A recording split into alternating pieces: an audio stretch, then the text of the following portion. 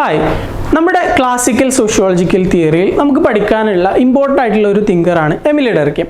അദ്ദേഹത്തിൻ്റെ ഒരു കോൺസെപ്റ്റാണ് സോഷ്യൽ ഫാക്റ്റ്. സോഷ്യൽ ഫാക്റ്റുകളെ മെറ്റീരിയൽ സോഷ്യൽ ഫാക്റ്റുകളെന്നും നോൺ മെറ്റീരിയൽ സോഷ്യൽ ഫാക്റ്റുകളെന്നും രണ്ടായിട്ട് തരംതിരിക്കാം. ഡർക്കെയിം പ്രധാനമായിട്ടും ഫോക്കസ് ചെയ്യുന്നത് നോൺ മെറ്റീരിയൽ സോഷ്യൽ ഫാക്റ്റുകളെയാണ്.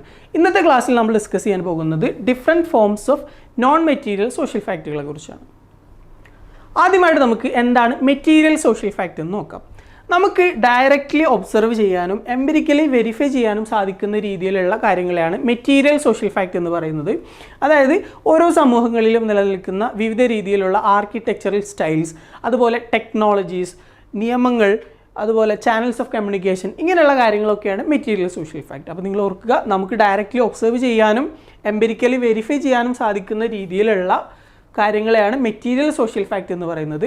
ഓരോ സമൂഹങ്ങളിലും നിലനിൽക്കുന്ന വിവിധ രീതിയിലുള്ള ആർക്കിടെക്ചറൽ സ്റ്റൈൽസ്, ടെക്നോളജി, കമ്മ്യൂണിക്കേഷൻ, അതുപോലെ ലീഗൽ കോഡ്സ് തുടങ്ങിയ കാര്യങ്ങളെല്ലാം നമുക്ക് മെറ്റീരിയൽ സോഷ്യൽ ഫാക്റ്റ് എന്നുള്ള കാറ്റഗറിയിൽ ഉൾപ്പെടുത്താം. എന്താണ് നോൺ മെറ്റീരിയൽ സോഷ്യൽ ഫാക്റ്റ് എന്ന് പറഞ്ഞാൽ?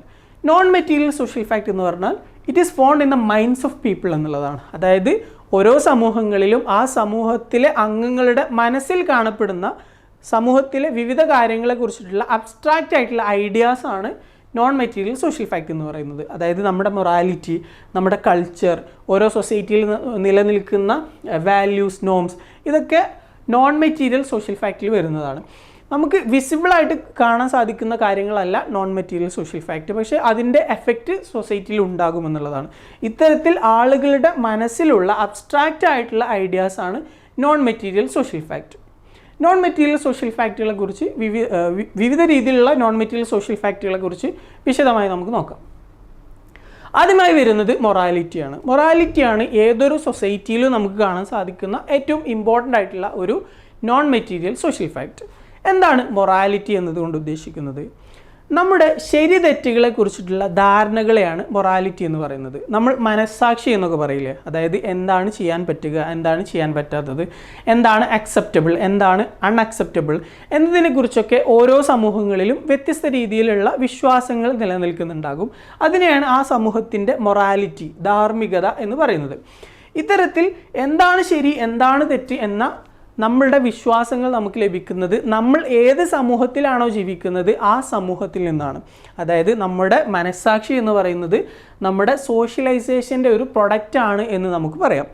അതായത് നമ്മൾ ഏത് സമൂഹത്തിലാണോ ജീവിക്കുന്നത് ആ സമൂഹത്തിൻ്റെ ശരി തെറ്റുകൾക്കനുസരിച്ചിട്ടാണ് നമ്മുടെ മനസ്സാക്ഷി രൂപപ്പെടുന്നത്. നമ്മളുടെ ശരി തെറ്റുകളെ കുറിച്ചിട്ടുള്ള ധാരണകൾ നമ്മൾ ജീവിക്കുന്ന സൊസൈറ്റിയുടെ ഒരു ഇൻഫ്ലുവൻസ് ആണ് എന്നതാണ് ഇവിടെ ഉദ്ദേശിക്കുന്നത്. അതായത് morality is a social fact which can be empirically verified and your conscience is a product of your socialization. conscience എന്നുള്ളത് തന്നെയാണ് മൊറാലിറ്റി. നമ്മൾ ഓരോ സാഹചര്യങ്ങളിലും എന്താണ് അക്സെപ്റ്റബിൾ, എന്താണ് അൺഅക്സെപ്റ്റബിൾ എന്ന് ചിന്തിക്കുന്നത് നമ്മൾ ഏത് സമൂഹത്തിൽ നിന്നാണ് വരുന്നത് എന്നതിനെ ആശ്രയിച്ചിട്ടാണ് എന്നതാണ് ഇവിടെ ഉദ്ദേശിക്കുന്നത്. ഓരോ സൊസൈറ്റിക്കും അവരുടേതായ രീതിയിലുള്ള മൊറാലിറ്റി ഉണ്ടാകും. ഈ മൊറാലിറ്റി ആ സൊസൈറ്റിയുടെ നിലനിൽപ്പിന് ഏറ്റവും ഫൗണ്ടേഷൻ ആയിട്ടുള്ള കാര്യമാണ് എന്നാണ് ഡർക്കെയിം കണക്കാക്കുന്നത്. അതുകൊണ്ട് തന്നെ മോറൽ ബോൺസ് വീക്കാകുന്ന ഒരു സാഹചര്യം വന്നു കഴിഞ്ഞാൽ അത് സൊസൈറ്റിയുടെ യൂണിറ്റിയെ ബാധിക്കുമെന്നാണ് അദ്ദേഹം കരുതുന്നത്. അപ്പോൾ നിങ്ങൾ മനസ്സിലാക്കേണ്ട കാര്യം, എല്ലാ സമൂഹങ്ങളിലും നിലനിൽക്കുന്ന വളരെ ഇമ്പോർട്ടൻ്റ് ആയിട്ടുള്ള ഒരു നോൺ മെറ്റീരിയൽ സോഷ്യൽ ഫാക്റ്റാണ് മൊറാലിറ്റി. മൊറാലിറ്റി എന്നതുകൊണ്ട് ഉദ്ദേശിക്കുന്നത് ശരി തെറ്റുകളെ കുറിച്ചിട്ടുള്ള, അതുപോലെ എന്താണ് അക്സെപ്റ്റബിൾ, എന്താണ് അക്സെപ്റ്റബിൾ അല്ലാത്തത് എന്നതിനെക്കുറിച്ചിട്ടുള്ള ആളുകളുടെ ധാരണയെക്കുറിച്ചാണ്. അതുപോലെ ഈ നമ്മൾ ഓരോ സാഹചര്യങ്ങളിലും നമ്മുടെ മനസ്സാക്ഷി എന്ന് പറയുമല്ലോ, ആ മനസ്സാക്ഷി എന്നുള്ളത് ധാർമ്മികതയുടെ അടിസ്ഥാനത്തിൽ വരുന്നതാണ്. അത് നമുക്ക് നമ്മുടെ സോഷ്യലൈസേഷനിൽ നിന്ന് കിട്ടുന്നതാണ്. ഏത് സൊസൈറ്റിയിലാണോ നമ്മൾ ജനിച്ചിട്ടുള്ളത് അതിൻ്റെ അടിസ്ഥാനത്തിലാണ് നമ്മുടെ ശരി തെറ്റുകൾ രൂപപ്പെടുക എന്ന് നിങ്ങൾ മനസ്സിലാക്കുക. ഈ മൊറാലിറ്റിക്ക് എക്സ്റ്റേണൽ ആയിട്ടുള്ള ഒരു ഇൻഫ്ലുവൻസ് ഉണ്ട് എന്നുള്ളതാണ്. അതായത് നമ്മൾ ഏത് സൊസൈറ്റിയിലാണോ ജീവിക്കുന്നത് ആ സൊസൈറ്റി നമ്മുടെ മേലെ ഒരു മൊറാലിറ്റി അടിച്ചേൽപ്പിക്കുന്നു. മറ്റൊരു സൊസൈറ്റിയിൽ ജീവിക്കുന്ന ആൾക്ക് ആ സൊസൈറ്റിയുടെ മൊറാലിറ്റി ആയിരിക്കും ഇത്തരത്തിൽ ഉണ്ടാവുക. അങ്ങനെ ഒരു എക്സ്റ്റേണൽ ആയിട്ടുള്ള, ഇൻഡിവിജ്വലിൻ്റെ മുകളിൽ എക്സ്റ്റേണൽ ആയിട്ടുള്ള ഇൻഫ്ലുവൻസ് ഉള്ള ഒരു സോഷ്യൽ റിയാലിറ്റിയാണ് മൊറാലിറ്റി. അതുകൊണ്ടാണത് ഒരു നോൺ മെറ്റീരിയൽ സോഷ്യൽ ഫാക്റ്റ് ആണ് എന്ന് പറയുന്നത്. അടുത്തതായി വരുന്ന ഒരു നോൺ മെറ്റീരിയൽ സോഷ്യൽ ഫാക്റ്റാണ് കളക്റ്റീവ് കൺസേൺസ്. ഇതുകൊണ്ട് ഉദ്ദേശിക്കുന്നത് ഓരോ സമൂഹങ്ങളിലും നിലനിൽക്കുന്ന പൊതുവായ വിശ്വാസങ്ങളും ആശയങ്ങളും സെൻറ്റിമെൻറ്റ്സും ഒക്കെ എന്നുള്ളതാണ്.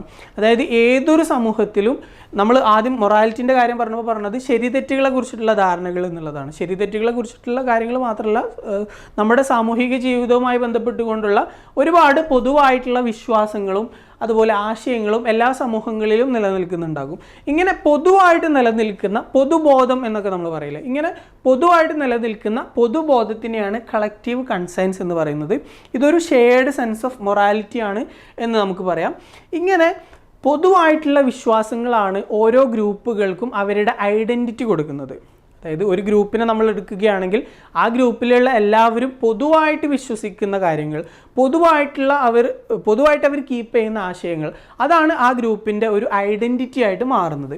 ഇത്തരത്തിൽ ആ ഗ്രൂപ്പിൻ്റെ ഐഡൻറ്റിറ്റി ആയി മാറുന്ന ആശയങ്ങളെയും വിശ്വാസങ്ങളെയും ഒക്കെയാണ് കളക്റ്റീവ് കൺസേൺസ് എന്നതുകൊണ്ട് അർത്ഥമാക്കുന്നത്. ഇത്തരത്തിലുള്ള വിശ്വാസങ്ങൾ ഒരു തലമുറയിൽ നിന്നും അടുത്ത തലമുറയിലേക്ക് കൈമാറ്റം ചെയ്യപ്പെടുന്നു എന്നുള്ളതാണ്. അപ്പോൾ നിങ്ങൾ ഉൾക്കൊള്ളുന്ന ഒരു ഗ്രൂപ്പിനെ കുറിച്ച് ചിന്തിച്ചാൽ മതി. നിങ്ങളുടെ സമൂഹത്തിലുള്ള പൊതുവായിട്ടുള്ള വിശ്വാസങ്ങൾ മുൻപുള്ള തലമുറയിൽ നിന്ന് നിങ്ങൾക്ക് കൈമാറ്റം ചെയ്യപ്പെട്ടിട്ടുള്ളതാണ്. നിങ്ങൾ അടുത്തൊരു തലമുറയിലേക്ക് അത് കൊടുക്കുന്നു. ഇങ്ങനെ ഒരു തലമുറയിൽ നിന്നും അടുത്തൊരു തലമുറയിലേക്ക് കൈമാറ്റം ചെയ്യപ്പെടുന്ന ഓരോ ഗ്രൂപ്പുകളിലും നിലനിൽക്കുന്ന പൊതുവായ വിശ്വാസങ്ങളെയും ആശയങ്ങളെയും ഒക്കെയാണ് കളക്റ്റീവ് കൺസേൺസ് എന്നതുകൊണ്ട് ഉദ്ദേശിക്കുന്നത്. ഡെർക്കിയം പറയുന്നത് പ്രിമിറ്റീവ് ആയിട്ടുള്ള സൊസൈറ്റീസ് ആണെങ്കിൽ അവരുടെ പൊതുവായിട്ടുള്ള ഇത്തരത്തിലുള്ള വിശ്വാസങ്ങൾ കൂടുതലായിരുന്നു. മോഡേൺ സൊസൈറ്റിയിലേക്ക് വരുമ്പോൾ കുറച്ചും കൂടി ഇൻഡിവിജ്വലിസ്റ്റിക് ആവുകയും കളക്റ്റീവായിട്ടുള്ള കൺസേൺസ് വീക്ക് ആവുകയും ചെയ്യുന്നു എന്നുള്ളതാണ്. അപ്പോൾ നിങ്ങൾ ഓർക്കുക, കളക്റ്റീവ് കൺസേൺസ് എന്നുള്ളത് ഒരു നോൺ മെറ്റീരിയൽ സോഷ്യൽ ഫാക്റ്റാണ്. ഇതുകൊണ്ട് അർത്ഥമാക്കുന്നത് സമൂഹത്തിൽ നിലനിൽക്കുന്ന പൊതുവായിട്ടുള്ള വിശ്വാസങ്ങളും ആശയങ്ങളും എന്നുള്ളതാണ്. ഇത്തരത്തിലുള്ള പൊതുവായ വിശ്വാസങ്ങളും ആശയങ്ങളും ഓരോ സമൂഹങ്ങൾക്കും അവരുടെ ഐഡൻറ്റിറ്റി നൽകുന്നു. ഈ ഐഡൻറ്റിറ്റി ഓരോ തലമുറകളായിട്ട് ഇങ്ങനെ കൈമാറ്റം ചെയ്യപ്പെടുന്നു എന്നുള്ളതാണ്. ഓരോ ഇൻഡിവിജ്വൽസ്, നമ്മൾ ഏത് സൊസൈറ്റിയിലാണോ ജീവിക്കുന്നത് ആ സൊസൈറ്റിയുടെ കളക്റ്റീവ് കൺസേൺസിനെ ഇൻറ്റേർണലൈസ് ചെയ്തുകൊണ്ട് അത് നമ്മുടെ വിശ്വാസങ്ങളായിട്ട് മാറുന്നു. നമ്മൾ ഏത് സൊസൈറ്റിയിലേക്കാണോ ജനിക്കുന്നത് ആ സൊസൈറ്റിയിൽ നിലനിൽക്കുന്ന പൊതുവായിട്ടുള്ള കളക്റ്റീവ് കൺസേൺസ് നമുക്ക് സോഷ്യലൈസേഷനിലൂടെ കിട്ടുന്നു. അതനുസരിച്ച് കൊണ്ട് നമ്മൾ ജീവിക്കുന്നു എന്നതാണ് ഇവിടെ ഉദ്ദേശിക്കുന്നത്. പ്രിമിറ്റീവ് സൊസൈറ്റിയും മോഡേൺ സൊസൈറ്റിയും നമ്മൾ കമ്പയർ ചെയ്യുകയാണെങ്കിൽ പ്രിമിറ്റീവ് സൊസൈറ്റിയിലായിരിക്കും കളക്റ്റീവ് കൺസേൺസ് കൂടുതൽ സ്ട്രോങ് ആയിട്ടുണ്ടാവുക. മോഡേൺ സൊസൈറ്റി കുറച്ചും കൂടി ഇൻഡിവിജ്വലിസ്റ്റിക് ആണ്. അതുകൊണ്ട് തന്നെ കളക്റ്റീവ് കൺസേൺസ് ഒന്നുകൂടി വീക്കാണ്. അടുത്തൊരു കാര്യമാണ് കളക്റ്റീവ് റെപ്രസെൻറ്റേഷൻസ് എന്നുള്ളത്. ഇതുകൊണ്ട് ഉദ്ദേശിക്കുന്നത് ഇപ്പോൾ നമ്മൾ വിവിധ ഗ്രൂപ്പുകൾ ഒബ്സർവ് ചെയ്യുമ്പോൾ കാണാൻ സാധിക്കും ഓരോ ഗ്രൂപ്പുകൾക്കും അവരുടെ വിശ്വാസങ്ങളും അവരുടെ ആശയങ്ങളും പ്രതിനിധീകരിക്കുന്ന രീതിയിലുള്ള പല രീതിയിലുള്ള സിംബലുകളും ഐക്കൺസും ഇമേജസും ഒക്കെ ഉണ്ടാകും എന്നുള്ളതാണ്.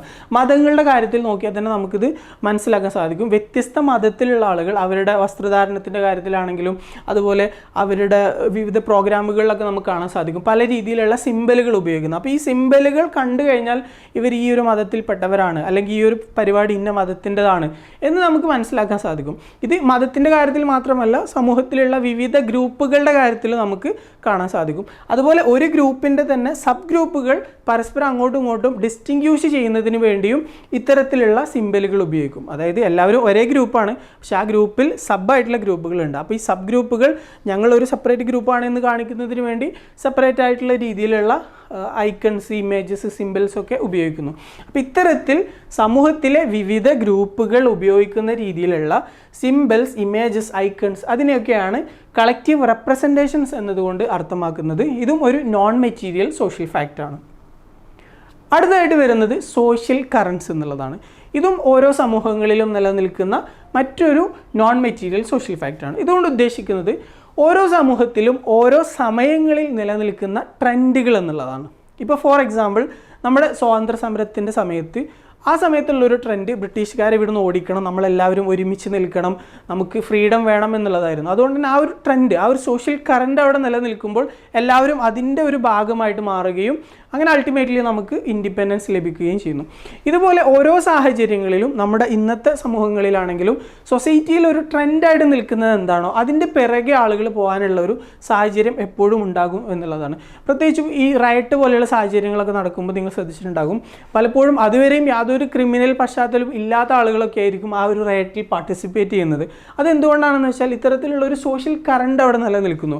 രണ്ട് കമ്മ്യൂണിറ്റികൾക്കിടയിൽ അല്ലെങ്കിൽ രണ്ട് ട്രൈബുകൾക്കിടയിൽ വലിയ രീതിയിലുള്ള ഒരു ഇഷ്യൂ ഉണ്ടാവുകയും അവരെ ഒരു രീതിയിലുള്ള ഒരു വെഞ്ചിയൻസും അല്ലെങ്കിൽ മറ്റൊരു ടീമിനെ പാഠം പഠിപ്പിക്കണം എന്നൊക്കെ രീതിയിലുള്ള ഒരു ചിന്താഗതി, ഒരു സോഷ്യൽ കറണ്ട് അവിടെ ഉണ്ടാകുന്നു. അപ്പോൾ ആ ഒരു സോഷ്യൽ കറണ്ട് ഉണ്ടാകുന്നത് കൊണ്ട് തന്നെ അതിനനുസരിച്ച് ആളുകൾ ബിഹേവ് ചെയ്യുന്നു എന്നുള്ളതാണ്. ഇങ്ങനെ ആളുകളുടെ ബിഹേവിയേഴ്സിനെ ഇൻഫ്ലുവൻസ് ചെയ്യുന്ന രീതിയിൽ സൊസൈറ്റിയിൽ ഉണ്ടാകുന്ന വ്യത്യസ്ത സമയങ്ങളിൽ ഉണ്ടാകുന്ന ആളുകളുടെ മൂഡ്, അതുപോലെ തന്നെ മൊമെൻറ്റ്സ് ഓഫ് എന്തൂസിയാസം, അതിനെയാണ് സോഷ്യൽ കറൻസ് എന്ന് പറയുന്നത്. ആളുകളുടെ ബിഹേവിയേഴ്സിനെ ഇൻഫ്ലുവൻസ് ചെയ്യുന്ന വളരെ ഇമ്പോർട്ടൻ്റ് ആയിട്ടുള്ള ഒരു നോൺ മെറ്റീരിയൽ സോഷ്യൽ ഫാക്റ്റാണ് സോഷ്യൽ കറൻസ്. അപ്പോൾ നമ്മൾ ഇന്ന് ഡിസ്കസ് ചെയ്തത് നോൺ മെറ്റീരിയൽ സോഷ്യൽ ഫാക്റ്റുകളെ കുറിച്ചിട്ടാണ്. ആദ്യമായിട്ട് നമ്മൾ പറഞ്ഞു മൊറാലിറ്റി എന്നുള്ളത് എല്ലാ സൊസൈറ്റിയിലും നിലനിൽക്കുന്ന വളരെ ഇമ്പോർട്ടൻ്റ് ആയിട്ടുള്ള ഒരു നോൺ മെറ്റീരിയൽ സോഷ്യൽ ഫാക്റ്റാണ്. അതുപോലെ നമ്മുടെ സമൂഹങ്ങളിൽ നിലനിൽക്കുന്ന പൊതുവായിട്ടുള്ള വിശ്വാസങ്ങളാണ് കളക്റ്റീവ് കൺസേൺസ് എന്നതുകൊണ്ട് അർത്ഥമാക്കുന്നത്. അത് മറ്റൊരു നോൺ മെറ്റീരിയൽ സോഷ്യൽ ഫാക്റ്റാണ്. അതുപോലെ ഓരോ ഗ്രൂപ്പുകളും അവരെ പ്രതിനിധീകരിക്കുന്ന രീതിയിലുള്ള വിവിധ രീതിയിലുള്ള ഐക്കൺസും ഇമേജസും സിംബൽസും ഒക്കെ ഉപയോഗിക്കും. അതിനെയാണ് കളക്റ്റീവ് റെപ്രസെൻറ്റേഷൻ എന്ന് പറയുന്നത്. അത് മറ്റൊരു നോൺ മെറ്റീരിയൽ സോഷ്യൽ ഫാക്റ്റാണ്. പിന്നെ നമ്മൾ പറഞ്ഞു സോഷ്യൽ കറൻസ് എന്നുള്ളത്. സോഷ്യൽ കറൻസും ഒരു നോൺ മെറ്റീരിയൽ സോഷ്യൽ ഫാക്റ്റാണ്. ഓരോ സമൂഹങ്ങളിൽ വിവിധ സമയങ്ങളിൽ നിലനിൽക്കുന്ന ട്രെൻഡുകൾ എന്നുള്ളതാണ് ഇതുകൊണ്ട് ഉദ്ദേശിക്കുന്നത്. ഇത്തരത്തിലുള്ള ട്രെൻഡുകൾ ആളുകളുടെ ബിഹേവിയേഴ്സിനെ ഇൻഫ്ലുവൻസ് ചെയ്യുന്നു എന്നുള്ളത് കൊണ്ടാണ് അതിനെ ഒരു നോൺ മെറ്റീരിയൽ സോഷ്യൽ ഫാക്റ്റ് ആയിട്ട് കൺസിഡർ ചെയ്യുന്നത്. ഇത്രയുമാണ് നോൺ മെറ്റീരിയൽ സോഷ്യൽ ഫാക്റ്റുകളെ കുറിച്ച് മനസ്സിലാക്കേണ്ടത്. ഡർക്കീം മെറ്റീരിയൽ സോഷ്യൽ ഫാക്റ്റുകളെക്കാൾ കൂടുതലായിട്ട് ഫോക്കസ് ചെയ്യുന്നത് നോൺ മെറ്റീരിയൽ സോഷ്യൽ ഫാക്റ്റുകളെയാണ് എന്നതുകൂടി ഓർക്കുക.